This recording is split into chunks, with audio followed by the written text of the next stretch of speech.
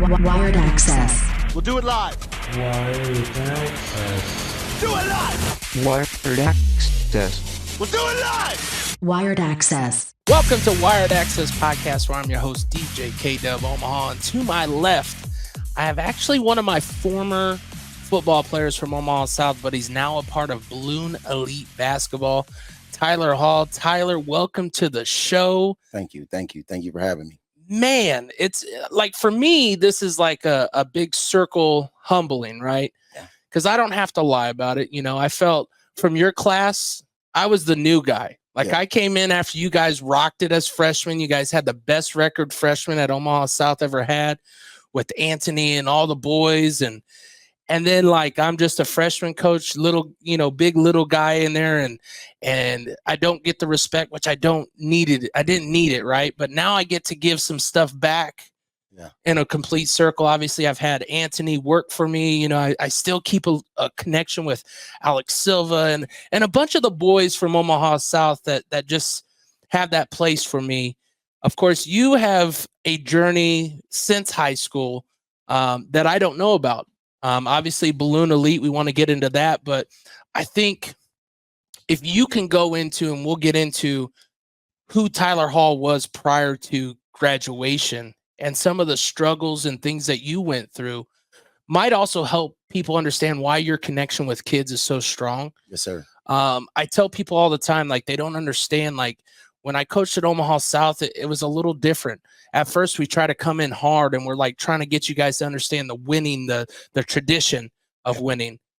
But some of the kids aren't on that level. They're just there to play the sport. They just want to play. So then our goals for some of the kids turned, okay, our goal is to get them through high school, get them to where they're better than when they started and all that. And that's why I love freshmen to start, because it's so impactful. Yeah. Your freshman season, I mean, you guys created a bond, you created a team, and then you guys let that grow. But then as the years went on, some people's dedication changed, right? Yes, sir. And if you think of your high school years and you think of the could-haves, the would-haves, is what you're hopefully trying to help kids nowadays understand, that you can't relive it. You can't go back to high school. I mean, you were one of the top running backs in the state.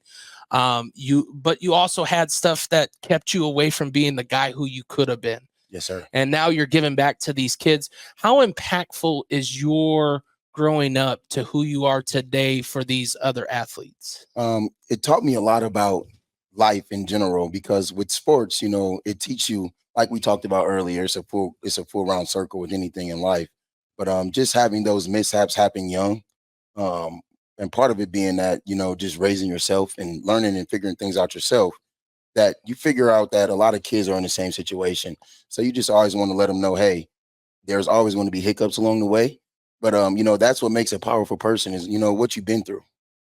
When you think of your high school and going through that time, what was your relationship, obviously, with parents, and how much were they influenced for you to do good in school, and how much was it? What was that like for you, that dynamic? Because I say it nowadays, parents have to work 2 to 3 jobs just to make it. So, like, the relationships, you know, are more of what you dealt with. And I say that in a right way, to where maybe mom or dad wasn't there when you needed them, not by choice, but because you cannot financially support on one income or one thing. What was that like for you? My mother, you know, she always worked the night shift, 7 to 7. So it was hard for her to be around, as far as, you know, practices being in the evenings and things like that. But one thing that she always taught me was hard work. And whether I'm there or not, you know, one of her biggest sayings was, whether I'm there or not, hey, I'm always there in support. You know, my eyes may not be there, but I have somebody there to support you. And it was tough, you know, just looking at other teammates and seeing them, you know, have people in the stands cheering for them, and then, you know, having to leave games with other teammates, families, and parents taking me home, you know, and it just was one of those things that was like, it was growing pains.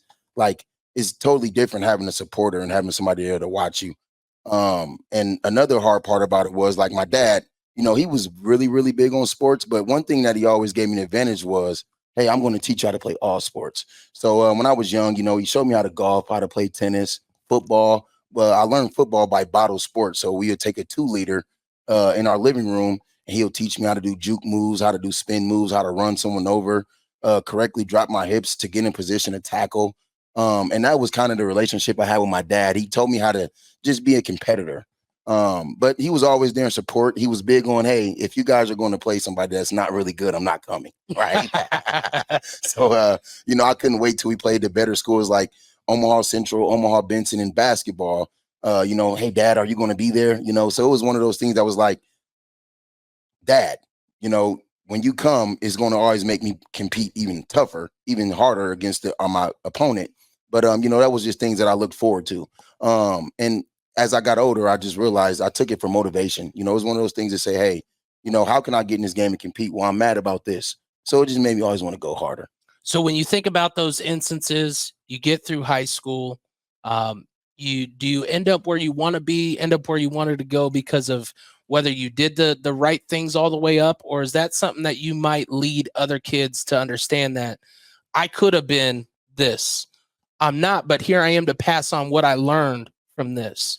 What do you feel it's for you? I meet a kid named Kavon Turnipseed at North Star. So I'm just at North Star, wondering, we got lacrosse on Ames where a lot of kids, really are interested in football and basketball. So I go in North Star one day and I'm just looking at some kids and I see a kid and he's just googly eyed, just staring at me like, who is this guy? I initially called his mom and she actually let him leave with me that day and come to the gym and train. I was able to meet her after when she came to pick him up. And about 8 months ago, we're riding. He's a kid that spends a lot of personal time with me.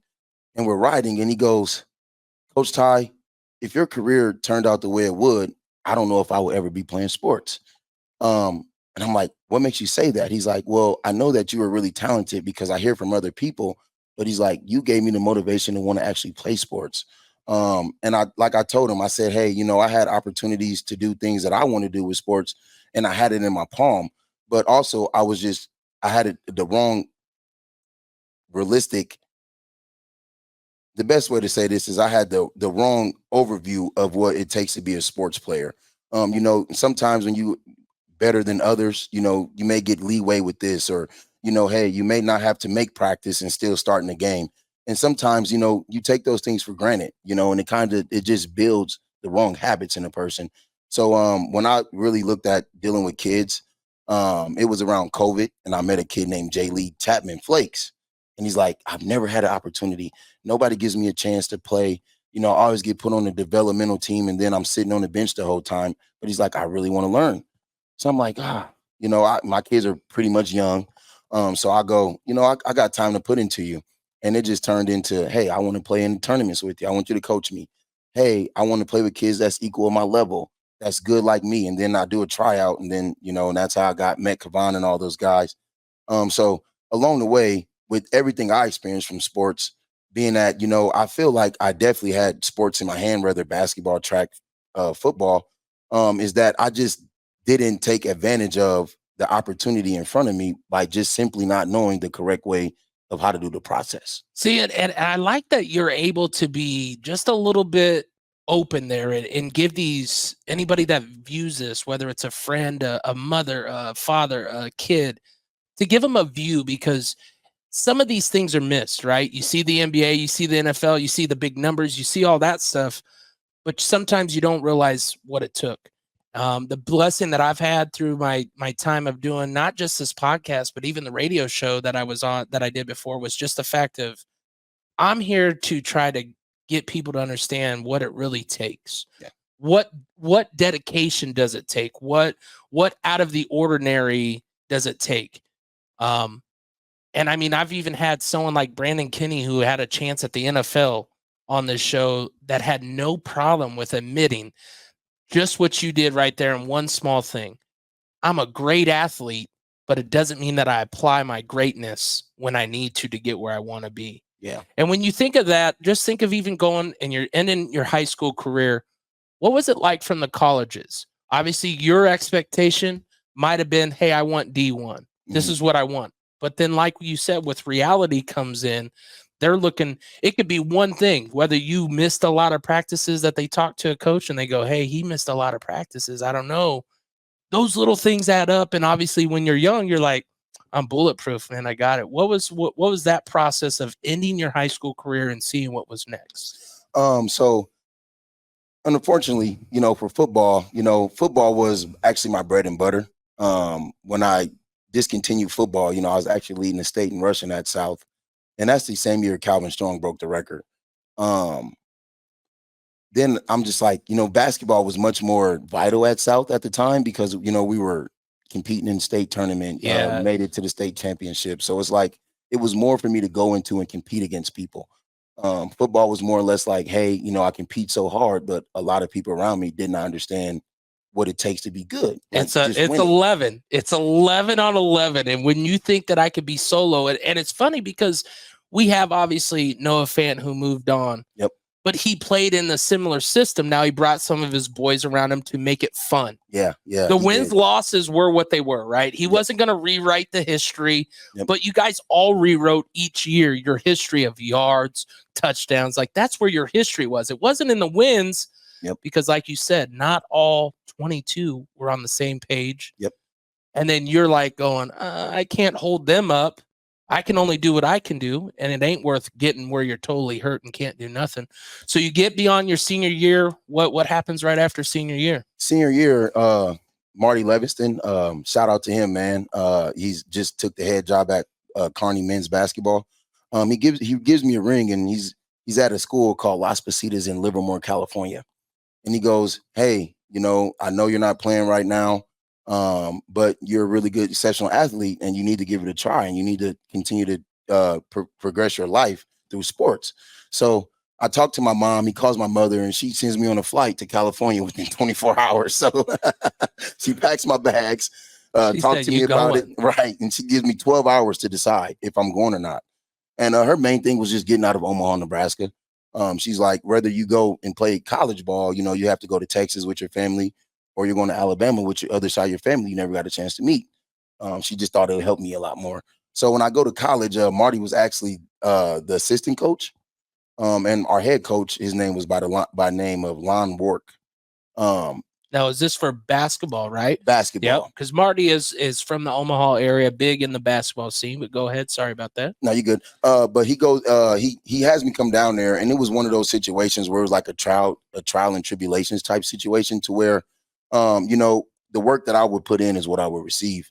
I was quick to learn that life hits you quick, man. So my commute was a lot. We lived in Oakland, had to travel 45 miles to school. I worked 12 miles down the road. Then I'm driving 60 miles back home. And that's after school, practice, going to work, getting my homework done. So it was a lot. Then I realized that, hey, this is a situation that you put yourself in based on what the last 4 years of your life of what you decided to do, because it could have been much easier. I mean, don't get me wrong, playing in the number one JUCO conference in California is kind of epic, seeing that there's over 200 JUCOs in just California alone. Yeah. They actually have their own JUCO region, so they don't compete with other states. It was ironic because I'm used to being the team captain, the one that the coach calls on first. So I started at the bottom of the totem pole. I had to try out. After tryouts, day one, coach put me in the office, say, hey, you're my backup point guard right now. And I'm like, sweet, but also like, hey, I think I deserve more just looking at who's in front of me. But again, he put a lot of work on me. We go to our first team meeting and he goes, Tyler, you can't be in the top 4 in 3-pointers tooken. I'm like, well, gosh, that's like half of my game, right? I'm already only like 5'7". Yeah, I don't got height. This is what I got to work with. Right. So, I was quick to understand, hey, this is what you need to work on. This is what I need you to do and be in a role, right? You're not always the main guy, but you do know how to play a role, because being a role player doesn't mean that the light isn't shined on you. You can always star in your role, but it's more or less how the mindset is prepared for it, right? So year went good. By second semester, I came back from Christmas break. I got to start the point guard position for the rest of the school year. It was kind of a great situation. So the school I was at started their basketball program in 1996. That's when I was born. Oh, they had one coach all the way up until I graduated high school, which he unfortunately passed, by the name of Tony Costello. So the coach I played for was interim coach. So the school just had a lot of history in it. So that year we had the opportunity to host the North Conference for the championship. It was at our school. Day comes and I'm in the hospital, right? I have a hole in my lung. So I didn't even get to compete with my friends and my guys in the tournament. Unfortunately, we lost. I talked to them here and there, and they'll tell me, "Hey, man, if we had you, we would have won it. We just needed your heart, we needed your passion, we needed your drive." And it just sucked not being there for them. After that year, I just decided not to play basketball anymore. Generally because I honestly didn't feel like I had it anymore. It was one of those situations. This is a moment also. So obviously you've had the moments of highs, lows, and I think that's huge for people to understand that, like, you got to make a hard decision. Am I going to go back for basketball? Now, you said you had a hole in your lung or heart? My lung. In your lung. Going through that part of it, just the change of that, where you're on the highest of the high thinking things are going right. What was going through your mind mentally, and what was probably you're far from home. It isn't like you're close to home. What do you remember about that moment? Oh man, it was scary. It was a scary moment because the whole day, from the time I woke up, I'm like, I don't feel good. I don't feel right. It's just hard for me to breathe. I think I took like 3 asthma treatments. I go to walkthrough. I'm sitting in walkthrough. I didn't participate in walkthrough, and I tried to make it through the games. I'm like, we got a 2-day break before we play again. Let's just try and get past round 1, get to round 2, and now I can see what's going on. About an hour before the game, I'm just like, hey, I can't do it. And again, it was very detrimental. But just seeing the way that I allowed my football career to go in my senior year of basketball, I felt like I had been through worse. And by that time, I just was like, hey, I felt like just being a basketball player and being an athlete, when things don't go the right way, you start to feel like a failure. Alone, right? probably. Yeah, Alone's a key thing. Right. Because your buddies are playing. Yep. They want you, but the words of "I want" Yep. is just words in the moment, right? Yep. Now you look back and you're like, man, those are my dogs. They had Yeah. my back. They really wanted me. But when you can't do, and I think that sometimes, I've talked to so many. We've had JoJo Doman on here talking about 2 knee replacements, and like, people don't understand the mental aspect of being one of the top players for your team, one of the people they rely on. And now, boom, something happens, takes you backwards. They're not relying on you. Not that they don't care, but they have games they still got to play. Yeah. How was the connection with the coaches during that time? And how did that kind of make you understand that it's more than the game as well from them? Well, it first started with my high school coach, Chubbuck, because the way my senior year went, I didn't think, hey, he would ever reach out, or, past players be like, I never hear from Chubbuck. But it was amazing to me to actually hear from him. We were in a tough situation. Me and Lyle Hexum had went down to California down there with Marty.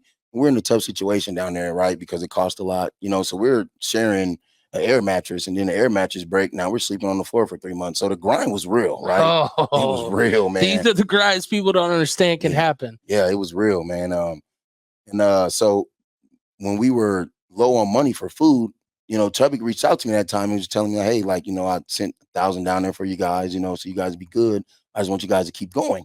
Right. So during that time, he called me. I got a call from Dr. Huerta, so to actually see, Las Positas administration come check on me, and actually my South High alumni check on me, it felt good. It was like, hey, you're still a good guy.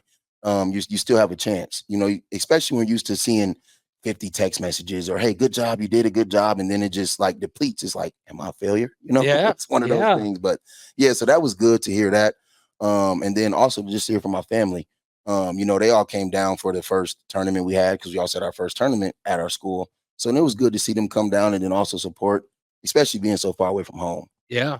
And I think that's like the biggest thing too, is like, if you haven't traveled outside of South Omaha, really, right? You might have seen family, but like you said, your mom was going to send you out of Alabama because you ain't been there to see that family. Right.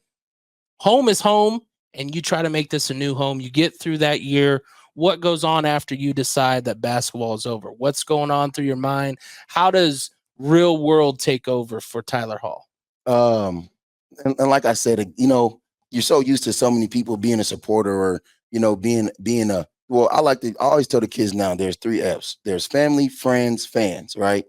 And just knowing the difference, and having And family's not always blood. Just remember that. right, 100%. Especially when you get our age, man, you Yes. see the real. So just understanding those three. When it kind of was over, I'm like, hey, I just still want to finish my degree in kinesiology. I want to stay around sports. I didn't care if it was basketball, football, track, tennis, because I just love sports, right? So when I took that edge, I started going to Iowa Western, and I tried to stay around the game, so we developed a men's league over there, started doing some open gyms, and I'm just working with different athletes. Then I realized, like these guys are like my age and older, they're stuck in their ways, right? They're not, you can't, it's like me telling my mother that's been born 35 years before me, hey, stop going to church when you can just read the Bible. It's like, you've been doing this 30 years before I was born, Yeah. So when I realized that, I'm like, older, we're stuck in our ways. You get about 14 to 15, you're stuck in your ways. So I just kind of wanted to take a different approach. And I'm like, well, I started at Morton working in the after school department, and then, working with some kids on basketball, and it just started to grow on me a little bit. And I had a buddy by the name of Nelson Brooks. He started a program called Brothers and Sisters Academy.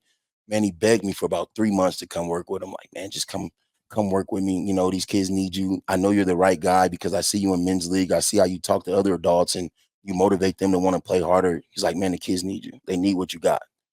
And I'm just like, man, I can't find the time. But in high school, you didn't think any of this was what was going to be coming up, right? Not at all. Miss Riggs, funny story. So me and two of my buddies, Bobby and Marquise, we always wanted to be fresh, right? So we used to go and have to go steal clothes, like, because we didn't want to wear this. It was one of those things where you can wear this pair of jeans on Monday and Friday, but this shirt you got to wait 3 weeks to wear, right? So we just were like, man, we got to go steal, right? So we were playing Burke at South, right? And a kid from our school goes in the locker rooms. He steals our beats. He steals our phones. Ooh. Right. So the next day at school, we're pretty much boycotting, right? We're in the hallway. We're not going to class until we get our stuff, right? They just wouldn't show us the cameras or anything. So she calls into the office. She brings a guy from UNO who was, I think he was a part of their athletic department at the time. And he's just talking to us about things. And we just finally broke down and told her, like, hey, you think we fresh because we got it. We go stealing every day after practice, like putting on size 50 jeans to put 6 pairs under and things like that. Wearing 3XL hoodie to put 5 shirts under for the week. And she broke down crying, and she just finally told me, like, you're a leader. Like, you're never going to realize how much you affect others by just one decision you make. And she was like, it sucks for you because this is one of those things that you don't ask for or you don't work your hardest to get. It's just one of those things that's who you are. People attract to you. People want to be around you. So just with the heist decision that you make to do this, a lot of people are watching. And then once I started to understand it, it wasn't until about 2 years ago, right, that a lot of decisions that I make, I see a lot of other people, hey, I want to do this. I want to try this. So I realized that, I'm a motivator. And once I realized that I'm here to motivate people, it kind of changed a lot for me. Now you got a family, you got kids. How old are they? Yes, I have 2 boys. They're 7 and 5. So now, does it reflect a little bit of what you might have been missing and what you have to change to make them change? Yes. And the biggest thing was, I just wanted to show them things that I couldn't. I played T&E, played OSA. They parents are letting me travel with them. So I just wanted to make sure by the time that they're of age, I'm able to offer the things that I did not have. It's kind of one of those things where it's like soft dad, hard kid, hard dad, soft kid, so I just want to make sure that, that I continue to push them in the right way. And that's the biggest thing. That's, people always sometimes look at it as a negative. Like I grew up just thinking I always want to do better than what my parents did for me, not in a bad way. Not that that's just what they could do or what they did do. It doesn't put them down. It doesn't, and obviously, man, it's just crazy because my son, Junior, he just graduated, the last one of 4. So they're now grown and just seeing that they are achieving better than myself. So you get caught up into the boys and girls program with your friend that sat there for 3 months bothering you. What made you decide to do it, and what was the feeling you got once things started rolling? Well, so I go to the gym one time, so he kind of loopholed me in, right? He calls me and says, "Hey, Come man, hang out. right. It was wild, man." He goes, because at the time I was in the works about 8 months of starting a tin company. So, getting a shop and getting all the material you need and things like that. So it kept a lot of my time. And he goes, "Hey, man, I got 2 practices going on right now, and I can't be at both." And I'm like, "Oh, here we go." So I'm like, I have to come today. Like, I can't just leave him on an island. When I go, tell me why this man watched the whole practice. After the practice, I'm like, "This how you do me, man?" He like, "I just had to find a way to get you in the gym." He's like, "You got to see it." So then I get in there, and then once it was about 4 kids, right? Once I get in there, it just brought that love back into me, right? Because I had a guy by the name of Justin Wayne, who's now our senator, who did it for me. How I actually started playing organized basketball was my mom get a phone call. She comes in my room and says, "Pack some shorts, get some basketball shoes. I'm going to drop you off at Miller South." I'm like, "For what?" She's like, "A coach called. He wants you to come play. He's going to give you a ride home," and things like that. And from that point on, Justin has always been right there, even till today. So it for me. Once that energy just ignited and I seen it, the next morning I'm calling him like, "Hey, we got to do this. I need this." Well, how many players on the team? And it just all that love just came right back. Now you're, of course, coaching and you're teaching with the Balloon Elite. How does that all uh, come to where it's now something? Obviously, I read your article that was in Atlanta news, and you're even like, "I don't even know how they got a hold of me or how it, but no one in Omaha." Now, of course, I didn't have you on Facebook, so I had no idea what Tyler Hall was doing in 2024. But once I see it, I'm one of those that, as you've seen with some of the episodes, I've got to get opportunities out for other kids. That's what I'm all about, giving people an idea mentally, not only of someone that has played the game at a high level, but also understands of what could have been and what you could have changed that you can't do now, but you can at least advise these kids what you have. And sometimes, no matter what anybody says, your kids take it from other adults and other people that they can look up to more than they'll take it from yourself. Yeah. I can't say that enough. Your dad or mom doesn't mean that they want to follow everything that you're telling them. But I tell you, if one guy that they get close to, and I say this because my son was pretty close to, I don't know if you know, Coach JP, Joe Pro. Yep. Like that dude reminds you a lot of yourself, just very energetic, very for the kids. I mean, like you said, being able to, he has skate parties with his kids that are training. You know what I'm saying? Like those things are beyond, let me just train them and that's all we do. We don't do nothing. Like that to me is building those relationships for these kids to understand that the game is a love, but it doesn't mean everything. You can still have fun outside of the game. So you start with Balloon Elite. Who gets you involved with that? How did the name come about? What all starts with that? So I was working with Nelson. Nelson, he wanted me to do it on my own, right? He's like, "I want you to do basketball on your own because you're a skillful minded person. And just some things that you see, I don't see at the time. Right. So I'm like, well, I did not want to do that, but I will. So, I go to the Salvation Army at the time. They had a guy by the name of Glenn working there. And, again, a lot of people just like to do things their way, which is totally fine. So Balloon Elite came about because, I wanted to, I wanted to imitate something that means elevation. Um, you know, just being from North Omaha, you're used to seeing balloons on balloon release when somebody passes, which is like detrimental, right? But what I've learned is you always have to find a negative out of a positive. Right? We're at a balloon release for a person that passed, and we're letting balloons off to go into the sky until we can't see them anymore. Do we know where they go? Like, what do they do? Like, do they run out of air and just pop and come back down? Because I never see them. And so for me, it's like a balloon just continues to rise until you don't want it to anymore. So that's where the balloon came from. And I just wanted to be an acronym for all the kids. And balloon means believe, achieve, live life outstanding, overcome negativity. Just understanding once you believe in yourself, you start to achieve your goals, right?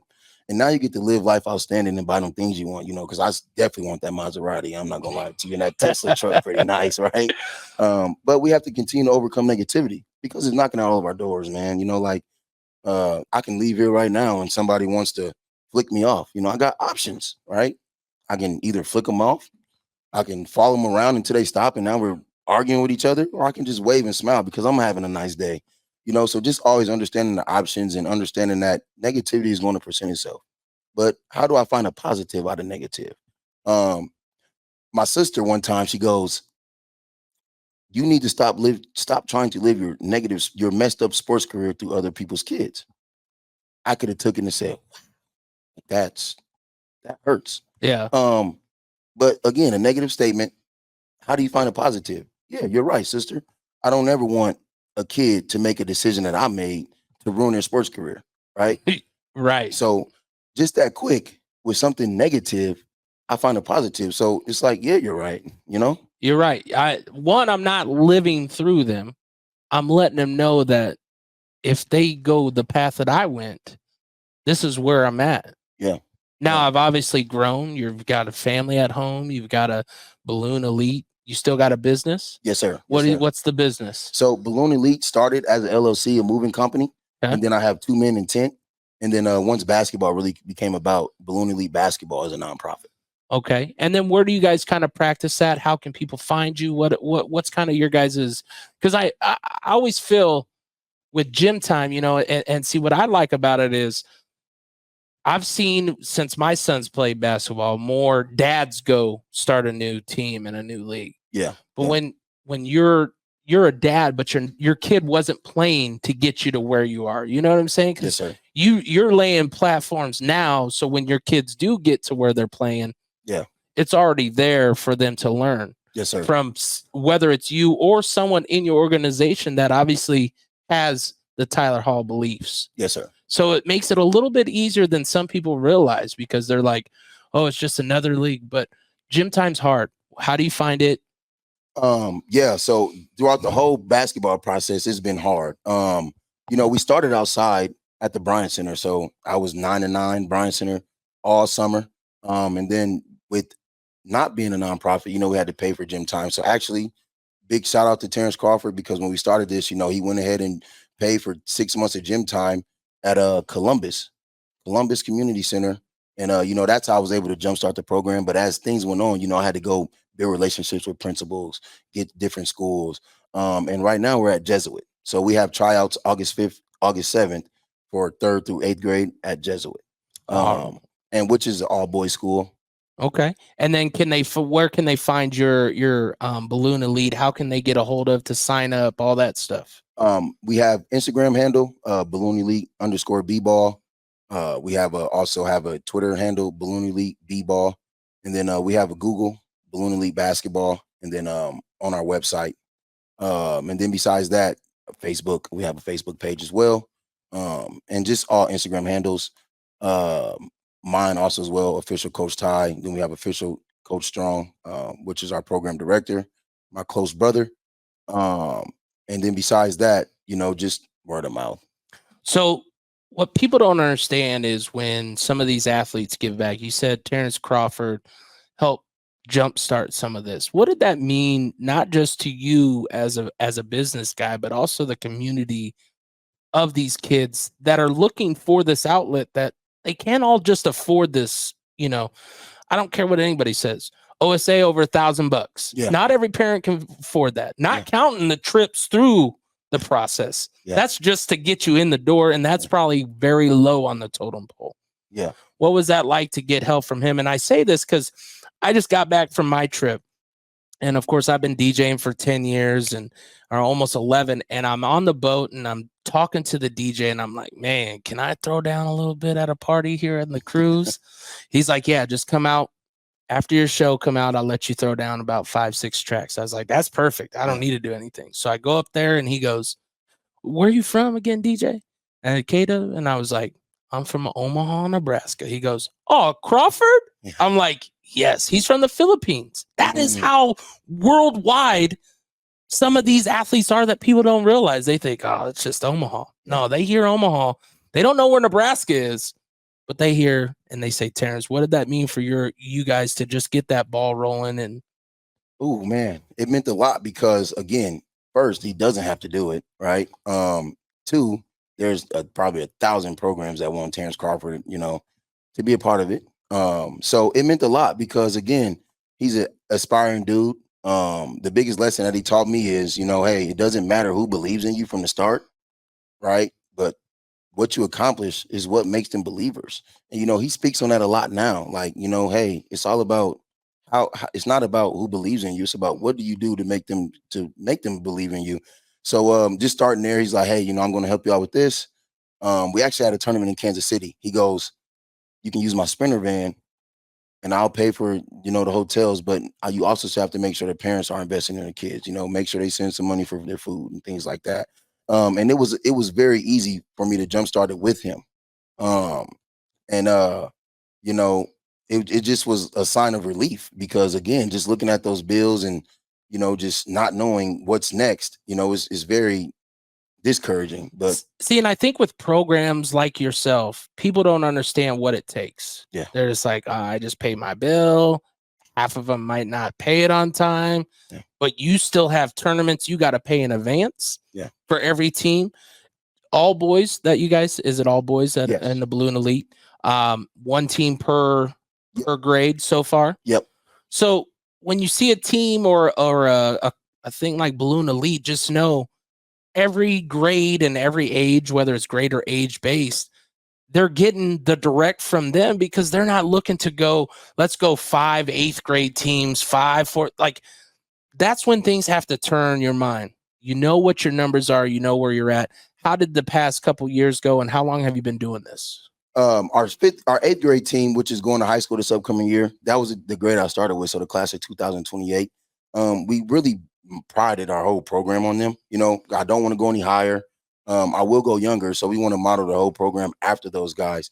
With this starting them 2 years ago, I actually got a couple kids that was on OSA's 8th team. And then this kid is on this team's 3rd team. And I'm just looking at them like, these are top level players and they don't know it. They just need the belief. Yeah, they don't. And they need someone to believe, put in that time. Yeah, and that's really what it be, man. With a lot of kids, they want it, but nobody's willing to say, "Hey, I can put that time into them." So, I don't like watering down a product, right? We got 40 kids. There's no way I can host 40 kids at one point in time. So, I'm big on keeping numbers low. That way, I can actually focus on their development, right? I can actually focus on this kid because I don't have 5 kids at this one time to teach. I got 1 kid I can focus. And now, hopefully, you build a leader. Now he can go pass that information on to these 5 kids that he goes to school with, right? And that's kind of how, I like to do it. Your first class, like you said, going off to high school. What are your conversations with these kids to understand the importance of finding where they want to go, one, and also building themselves where they do go, no matter whatever else happens, to understand, like you said in yourself, you didn't take advantage of it, of going, I got to build me, and it doesn't matter what my partner wants to do or doesn't want to do. I've got to continue me. It first started by getting to understand, when they were in 6th grade, I started traveling them young because when I went to college, the first thing I realized is there's a lot of Tyler Halls, right? It's a lot of me. It's a lot of guys scrappy, want to get down to business. And how do I beat them? I got to shoot 0.7% from the 3-point higher than him to get that opportunity. And it was challenging at the time. But now for kids, I realized I have to travel them young. Of course, I can play them up around the city 2 grades up, but that just doesn't help because the flow of the game isn't the same. You see a lot of kids from down south going high major. It's just the environment. It's the environment that we can't get at OSA. They don't want crowd yelling and popcorn being thrown, but that's what you see, it's quite ironic because I traveled them so young. We went to Augusta, Georgia. We just got back from Augusta, Georgia, and we were talking about it just yesterday with the boys. The first time we went 0-7. Last year we went 3-3, and this past year we went 5-1. Lost in the Final Four. Same group of kids, actually missing a couple kids that was there the first time, right? And just the improvement that you see. But what I seen in the kids is Kavan specifically, you go from worrying about that kid that plays for OSA, you're chasing him to getting on the court playing Eric Dampier Jr.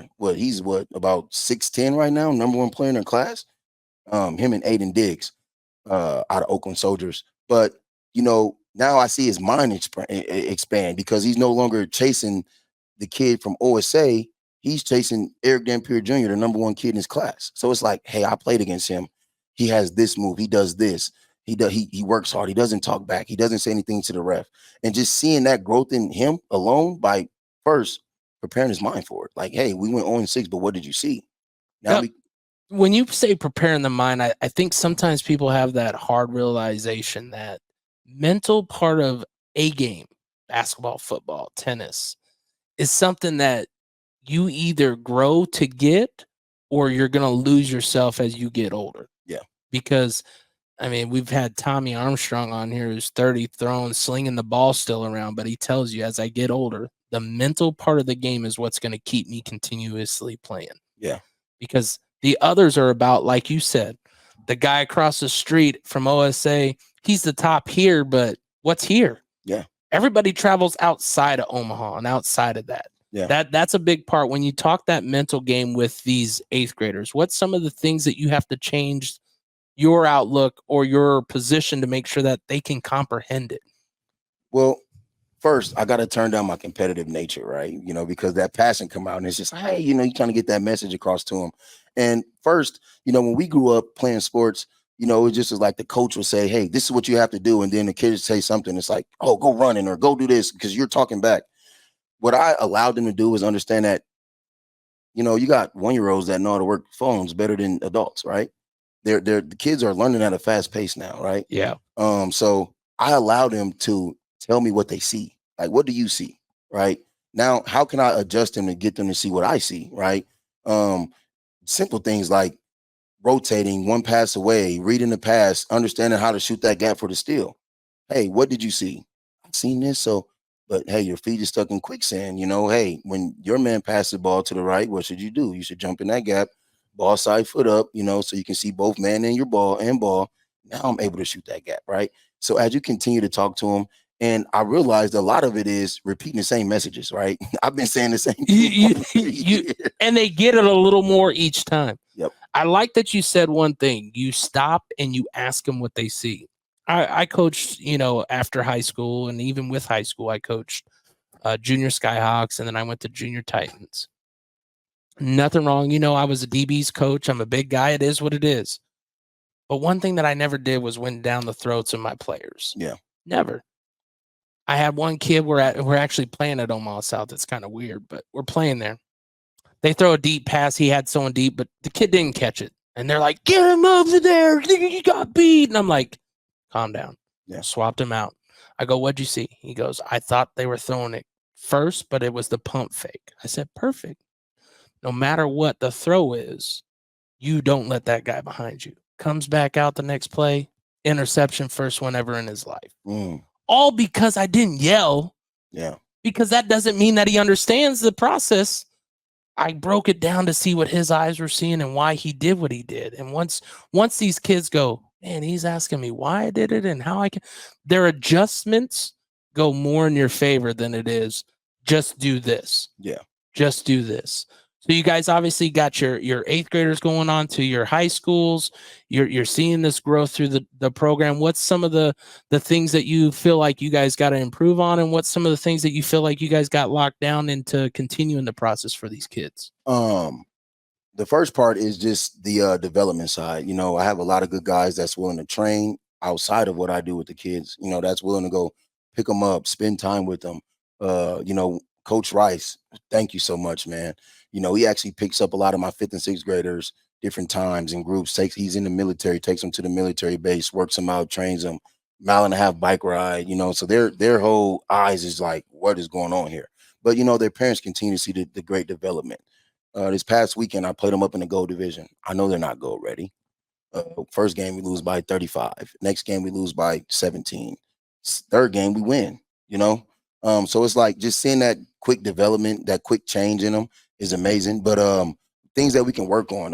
Don't get me wrong. It can get very discouraging. You sit down and wonder, hey, why some people don't believe in you, or people you grew up, you see with them, hey, instead of going to join with to power, they'll go start another.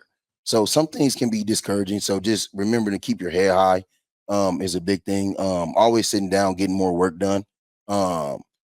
I need to learn how to work a website. Don't get me wrong.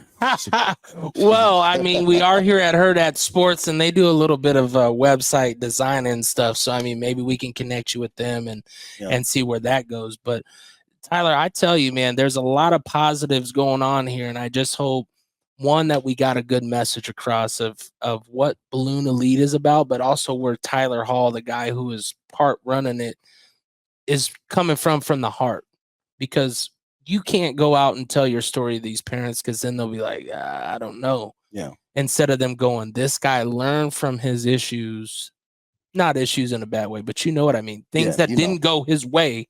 Yeah.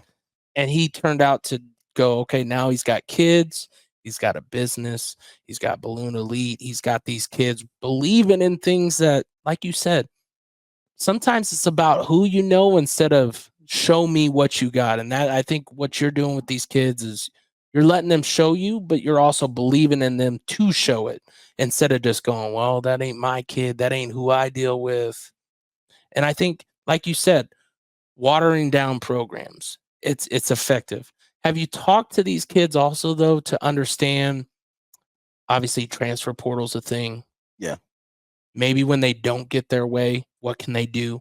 What's some of the things on that aspect? And we'll get you out of here on that, because I think how those handling of those things compared to when you might have handled them is something that will get these kids over the hump to understand that they can do anything if they want it. Yeah. But you've got to continue to work even harder than someone that might say, all right, you're on a B team. Okay, I'm going to take my B team, but I'm going to show you that that's where I deserve. Yeah.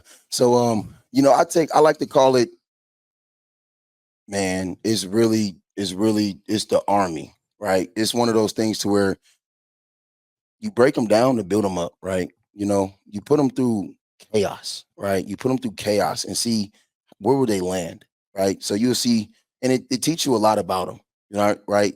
You'll see some kids, a 10 and 60 simple, run a 10 and 60. Some may say, oh, this is draining. One may say, I'm going to bust my butt. The one that says draining, it's going to be tough, but the one that busts his butt, he might get a little bit tired and slow down by line 6. But I mean, that's the point of it. You bust your butt early so you can relax and end.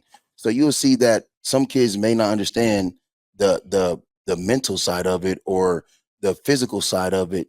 But then again, that's the point. That's the part of being a coach. So, I like taking kids that start at the beginning and seeing them not know how to just stargaze by a layup and letting somebody do a layup in their face. I like working with those kids because you get more growth out of them, and the room for growth is through the roof. But just from my career, like with the 8th graders, when I first started with them, and even their parents, I'm like, hey, this is what my goal is. The things I see, if you guys believe in this process, by this time we'll be here.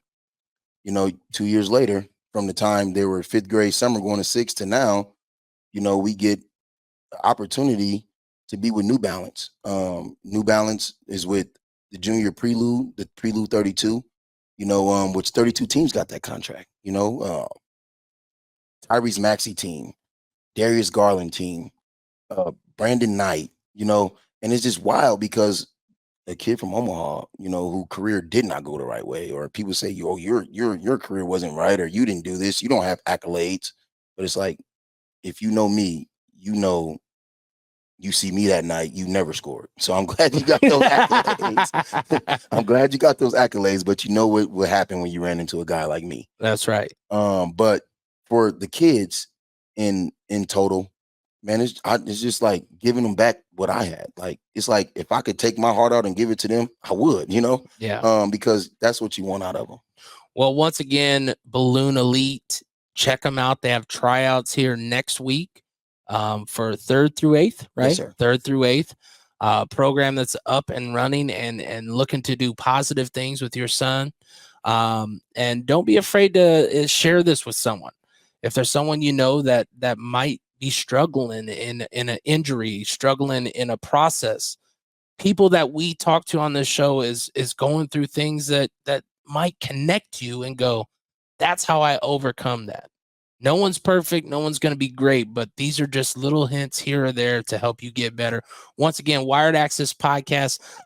Terrence Crawford fights this weekend. He helped you. That's awesome to hear. Of course, we greatly appreciate you. Hurrdat Sports Production, Wired Access. We'll see you next time.